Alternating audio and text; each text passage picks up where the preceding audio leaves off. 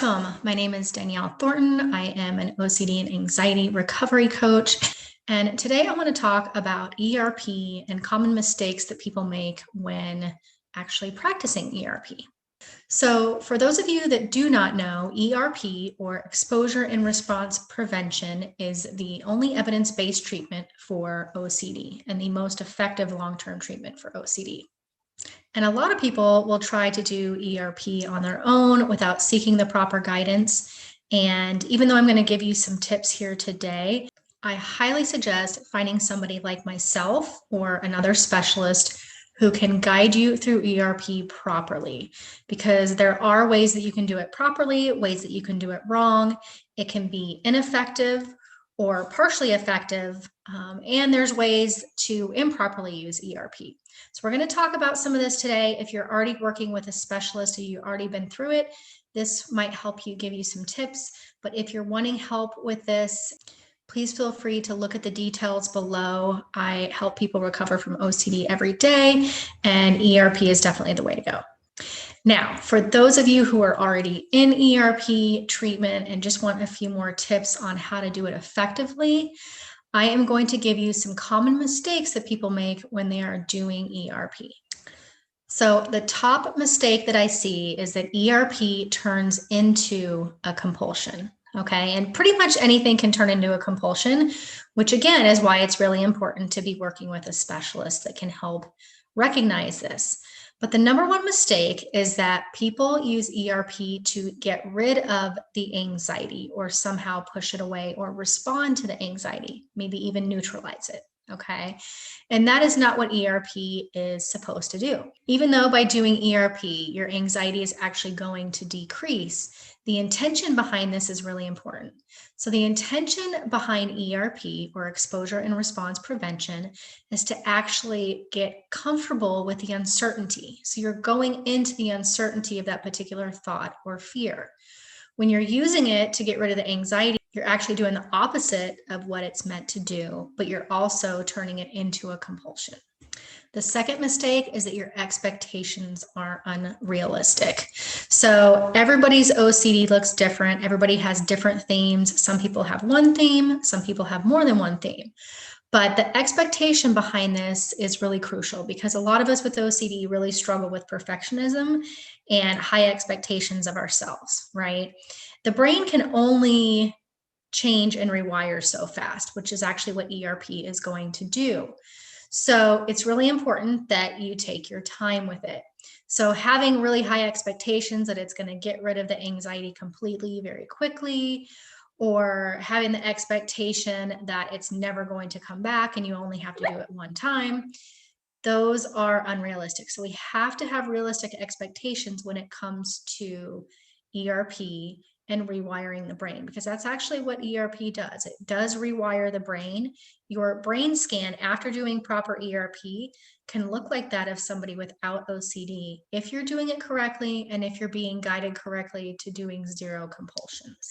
Now, the third mistake that people make with ERP is when they're doing the exposure exercise, they quit too soon. And hopefully, if you have done ERP before, your specialist is helping you to understand where your anxiety is at the start of the exercise. You're doing the exercise until your anxiety is dropped in half. You're doing a little bit longer to set it in, and then you can be done with it. But one of the mistakes that people make is they either start doing compulsions or the thoughts keep coming and they give up too early. And when this happens, you're not actually able to see the decrease in the anxiety, so you lose the confidence in the exercise. And some people can shift and their anxiety drops within a minute or two. For some people, it takes a lot longer. When I was first doing ERP, I had one exercise that took me an hour and 20 minutes. That's really rare. That doesn't happen very often for most people. It's much quicker usually, but it is important to go through it fully until the anxiety has dropped fully and not doing the compulsions.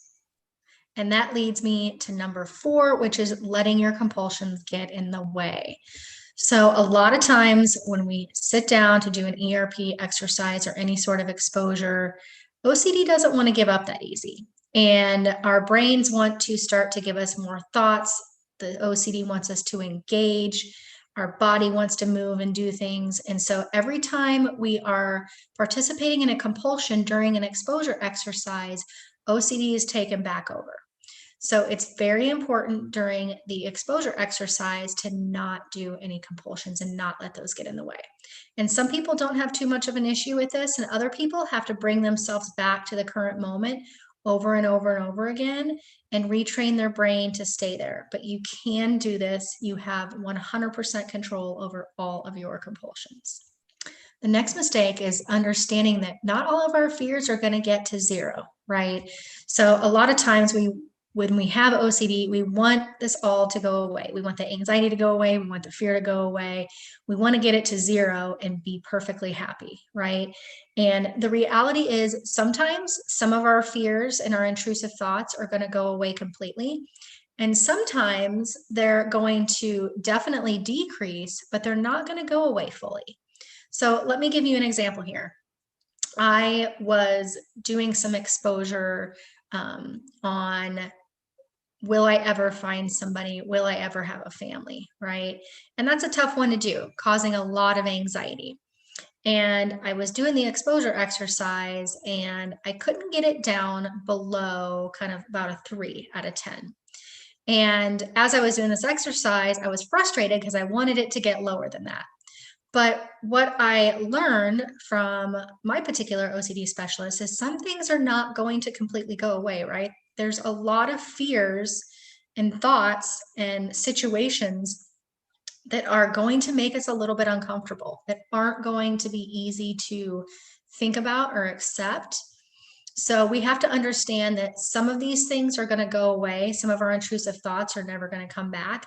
And others with ERP are going to get a lot better. Okay, so don't get me wrong, they'll get a lot better, but they may not completely go away. It may not cause you anxiety anymore, but it may not be easy to think about, if that makes any sense. The next mistake that people make is not practicing exposure enough. Okay, I did another video on sitting with the anxiety and why that's not enough. And a lot of people try to just do a little bit of exposure here and there, and then they go about their day, right? And thinking that they did enough. But it's really important, depending on how bad your OCD is, that you're doing enough exposure to counteract all the compulsions that you're doing, which is why it's really important that the specialist that you're working with is helping you to bring those compulsions to zero at the same time that you're actually doing the exposure. So you should be doing at least 30 minutes to an hour of exposure work every day. And I talk to my clients about this all the time, especially at the beginning of the treatment. Now, later on in the treatment, you don't have to do quite that much.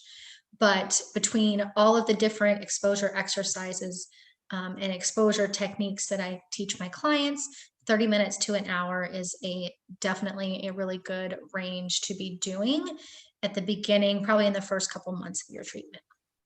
And the next mistake that people make is using exposure exercises on non-OCD thoughts.